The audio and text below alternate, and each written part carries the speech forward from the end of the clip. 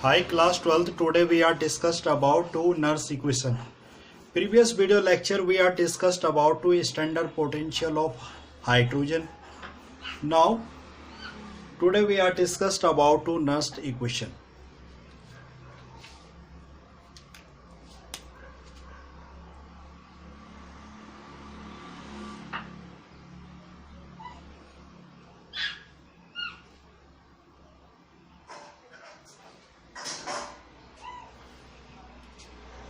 Nernst equations.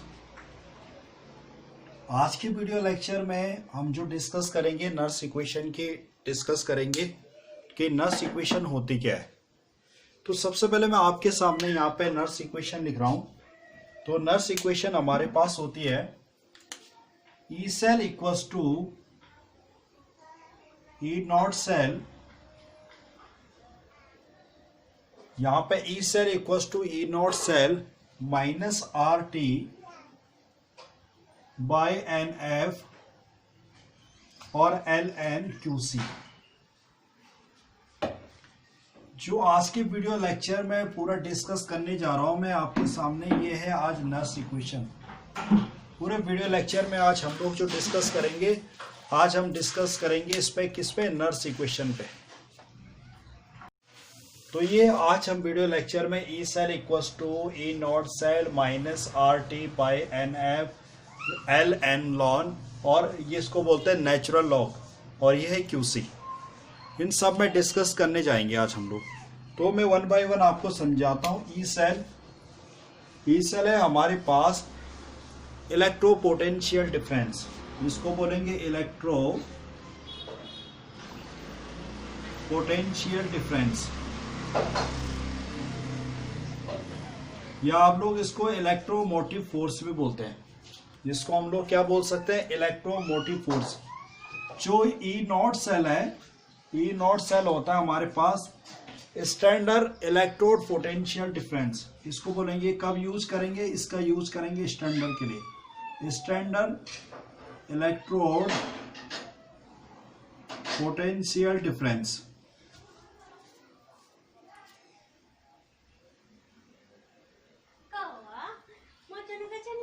तो E cell हो गया हमारे पास इलेक्ट्रो पोटेंशियल डिफरेंस, और हमारे पास ई नॉट सेल हो गया स्टैंडर्ड इलेक्ट्रोड पोटेंशियल डिफरेंस। जिस तरह से मैंने आपको क्या कराया था, standard of hydrogen electrode potential क्यों कराया था, जब सारी मेजरमेंट यूनिट हमारे पास क्या है, एक स्टैंडर्ड में पहुंच जाती, तो उसको हम क्या बोलने लग जाता है, स्टैंडर्ड पोटेंशियल डिफरेंस। अभी हम लोगों ने पिछली बार जो standard of hydrogen electrode potential के, जिन बच्चों ने वो वाला वीडियो नहीं देखा प्लीज से उसको दोबारा से देखो एक बार, तब जाके आपको क्लियर हो पाएगा। तो हमारे पास जो ई नॉट सेल है, ई नॉट सेल हम लोग किसके लिए यूज करते हैं, standard of electrode potential difference. और यहाँ पे जो हमारे पास जो है आर आपके पास हो गया, यहाँ पे ई सेल की बात हो गई, ई नॉट सेल की बात हो गई। आर है गैस कांस्टेंट, ये हमारे पास है गैस कांस्टेंट। इसकी जो वैल्यू होती है हमारे पास, गैस कांस्टेंट की वैल्यू होती है 8.314 जूल पर मोल। हमारे पास आर है गैस कांस्टेंट, इसकी जो वैल्यू होती है ये होती है 8.314 जो जूल है पर मोल। टी हमारे पास यहाँ पे जो टी दे रखा है, ये वाला टी ले रखा हमारे पास टेम्परेचर, और टेम्परेचर कौन सा है, ये स्टैंडर्ड टेम्परेचर यानी कि रूम टेम्परेचर ले रखा है। यानी रूम टेम्परेचर कितना होता है, 25 डिग्री सेल्सियस, या इसको केल्विन में देखेंगे तो 298 केल्विन यूज करेंगे। ये तो हो गया हमारे पास आर की बात कर ली, टी की कर ली। अब नेक्स्ट बचा आपके पास कौन सा, एन होगा कि number of electrons, number of transfer electrons, number of transfer electrons कि कितनी एक रिएक्शन, क्योंकि मैंने क्या बताया, इलेक्ट्रोकेमिकल सेल्स में क्या हो रहा है, रिडॉक्स रिएक्शन हो रही है, कितने नंबर ऑफ इलेक्ट्रॉन ट्रांसफर हो रहे हैं, उसके लिए हम क्या यूज करेंगे, एन। एफ क्या है हमारे पास, एफ होता है फैराडे। इसकी जो वैल्यू होगी, इसकी होती है 96500 कूलम। अच्छा जी, हमारे पास आर आ चुका है गैस कांस्टेंट, टी आ गया टेम्परेचर, आने आ गया नंबर ऑफ ट्रांसफर इलेक्ट्रॉन, और एफ आ गया हमारे पास फैराडे। अब बात कर रहा हूं मैं आपके पास ये लॉग, ये जो ln जो यूज कर रखा मैंने, इसको बोलते हैं हम लोग नेचुरल लॉग, या इसको जो ln यूज कर रहा हूं मैं इसको बोलेंगे यहां पे नेचुरल लॉग। नेचुरल लॉग है हमारे पास कौन, ln। QC अभी यूज करेंगे, पहले हम लोग नॉन के बारे में बात कर लेते हैं। तो हमारे पास है, आपको मैं एक चीज समझा दूं कि हम लोग लॉग के टेबल में अगर आपके पास है log 10 की पावर x, ये किस तरह से रिप्रेजेंट करते हैं, तो हमारे पास log किसको गिनेंगे, जो 10 की पावर x होगा उसको हम काउंट करेंगे। सपोज है 10 की पावर 1, log 10 की वैल्यू 1, log 10 की पावर 2 100, log 10 की पावर 3 1000, इस तरह से यूज करेंगे। जैसे देखो बेटा, यहाँ पे हम लोग करेंगे log 10 है हमारे पास, log 10 का मतलब हो गया 10 की पावर 1, यानी कि हमारे पास 10 हो गया, ये 1 हो गया, log की पावर हो गई 1 हो गई वैल्यू। अगर मैं बोलूँ log 100 मतलब 10 की पावर 2, इसकी वैल्यू हो जाएगी 2, पावर वाले को यूज करेंगे हम लोग इसमें भी।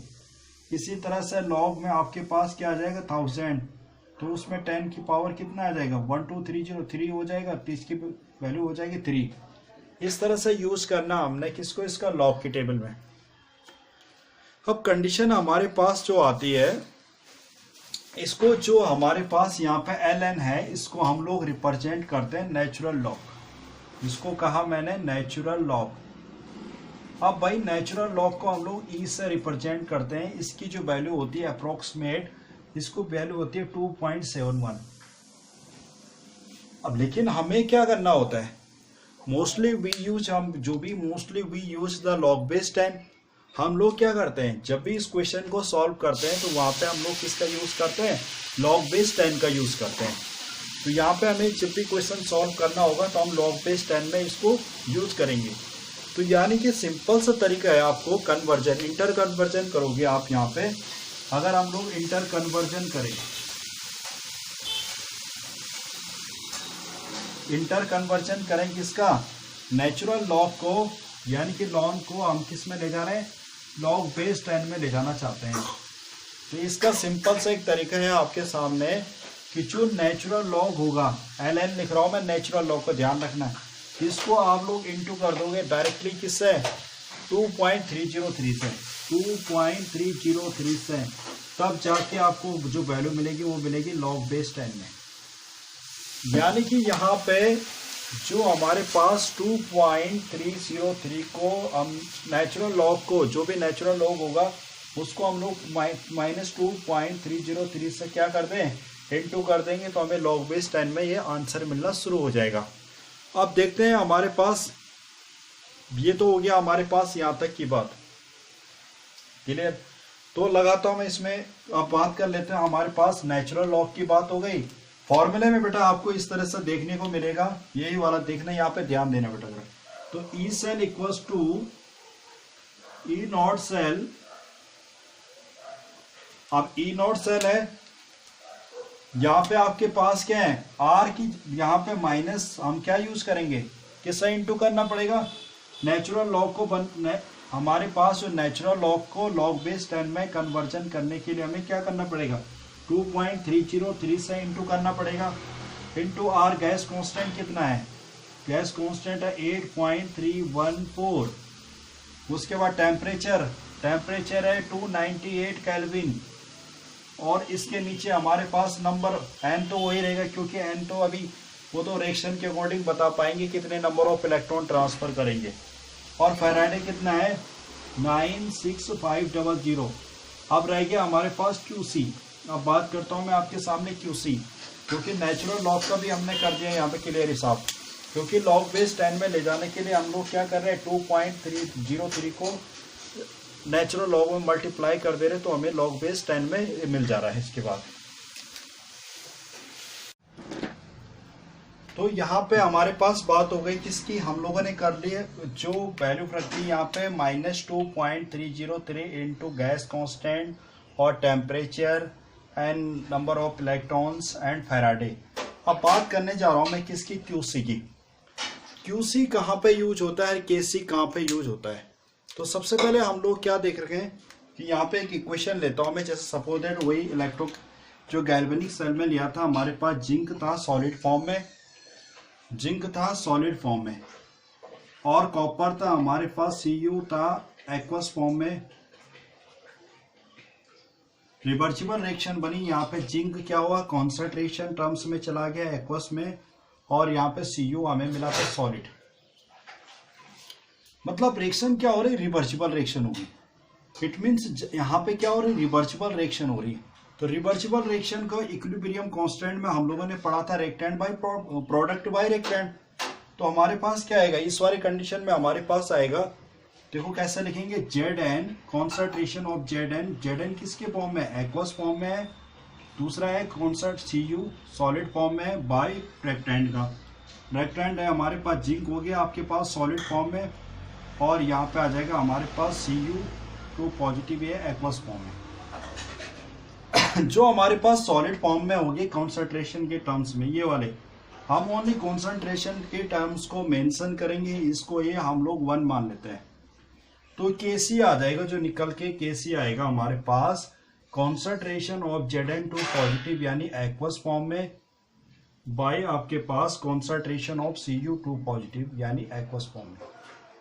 तो बट ये Kc का यूज क्या आप कहाँ पे हो रहा है, यहाँ पे नेचुरल लॉग लिखा है, Qc लिखा है। Kc हम वहां पे यूज करेंगे जहां पे आपकी कोई भी रिएक्शन क्या हो रही है, रिवर्सिबल रिएक्शन हो रही होगी। Qc की बात करेंगे हम कहां पे, जहां पे आपकी रिएक्शन क्या हो रही है, रिवर्सिबल रिएक्शन हो रही है। रिवर्सिबल रिएक्शन के केस में आप लोगों को यहाँ पे Kc यूज करना है। Kc क्या है, इक्विलिब्रियम कांस्टेंट। Qc भी क्या है, हमारे पास एक कांस्टेंट है। लेकिन Kc कहाँ पे होगा, जहां पे रिएक्शन रिवर्सिबल होगा वहां पे हम लोग किसका यूज करेंगे, Kc का यूज करेंगे। और जहां पे हमारे पास सपोज दैट अगर ये रिएक्शन मान लेता है 1%, अगर इस रिएक्शन में इरिवर्सिबल रिएक्शन होती, अगर ये रिएक्शन हमारे पास इरिवर्सिबल रिएक्शन होती, तो यहाँ पे हमारे पास किस तरह से लिखते, तब हम लोग Qc लिखते हैं, फिर वही concentration terms Zn by aqueous form by Cu2 positive aqueous form में, यानी कि उसके लिए क्या यूज करते हैं हम लोग, Qc। तो हमारे पास Kc कहाँ पे यूज हो रहा है, Kc यूज हो रहा है हमारे पास जब भी रिएक्शन क्या करेंगे, इक्विलिब्रियम रिएक्शन होगी, वहां पे हम लोग नर्स इक्वेशन में Kc का यूज करेंगे। और जहां पे आपके पास जो रिएक्शन होगी वो इरिवर्सिबल रिएक्शन होगी, वहां पे हम लोग किसका यूज करेंगे, Qc का। तो ये सारे टर्म्स हमारे पास इंट्रोड्यूस हो चुके हैं। नेचुरल लॉग की भी बात कर दी हमने। नेचुरल लॉग में जो होगा, नेचुरल लॉग को लॉग बेस टाइम में ले जाने के लिए हमें क्या करना पड़ेगा, उसको नेचुरल लॉग को मैं 2.303 से हमें क्या करना पड़ेगा, इनटू करना पड़ेगा। तो यहाँ पे हमारे पास सब सारा कुछ इसके मिल चुके हैं। ई सेल मिल गया, ई नॉट सेल स्टैंडर्ड के लिए यूज करेंगे। आर गैस कांस्टेंट रख लिया हम लोगों ने, सॉरी यहाँ पे नेचुरल लॉग रख लिया 2.303, क्योंकि लॉग बेस 10 में आंसर निकालना है। आर गैस कांस्टेंट है 8.314, और हमारे पास स्टैंडर्ड टेम्परेचर है T जो हमारे पास 298 केल्विन, और नीचे NO फैराडे की वैल्यू रख दी, और इसको रखा है Qc, क्योंकि नेचुरल लॉग को तो लॉग बेस 10 के लिए तो हमने ये यूज कर दिया। अब इसको सॉल्व करते हैं, देखते हैं कितना आता है इसको। तो सबसे पहले हम लोग क्या कर लेते हैं, जो हमारे पास दो है 8.314 और 298, इसको हम लोग मल्टीप्लाई कर लेते हैं। तो हमारे पास 2 4 ये आ रहा है 2477, तो ये आ जाएगा हमारे पास इन दोनों को आपस में मल्टीप्लाई करके। अब इन दोनों को मल्टीप्लाई करने के बाद इनटू किससे कर लेंगे, 2.303 से। तो हम लोग इन दोनों को इनटू किससे कर रहे हैं, जो हमारे पास इन दोनों का 8.314 और 298 का जो मल्टीप्लाई करके आता है तो आता है 2477, उसको हम किससे मल्टीप्लाई कर रहे हैं, -2.303। तो यहाँ पे हमारे पास से निकल के आता है इसका माइनस ही आएगा, प्लस माइनस का माइनस हो गया।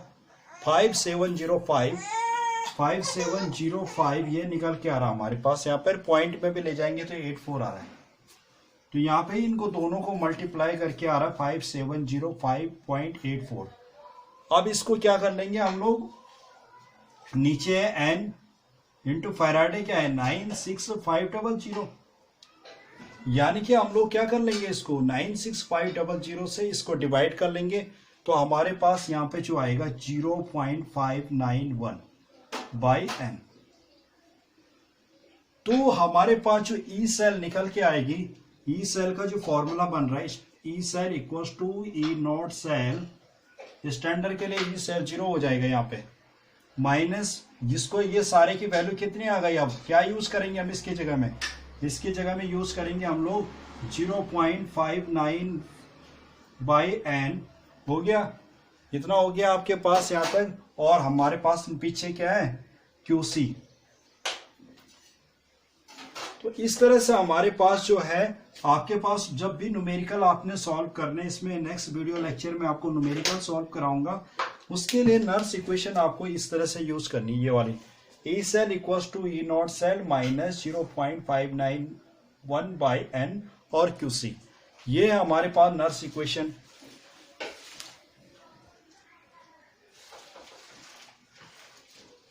तो ये नर्स इक्वेशन हो गई हमारे पास। इसको आपने न्यूमेरिकल्स में आपको इस चीज की जरूरत पड़ेगी ज्यादा। ये तो मैंने आपको बताया कि इन सबको डिटेल में नर्स इक्वेशन का ये एक्सप्लेनेशन और डिटेल में डिस्कशन किया था इसमें कि क्या होता है, किस तरह से हमारे पास ये वैल्यू निकल के आई है।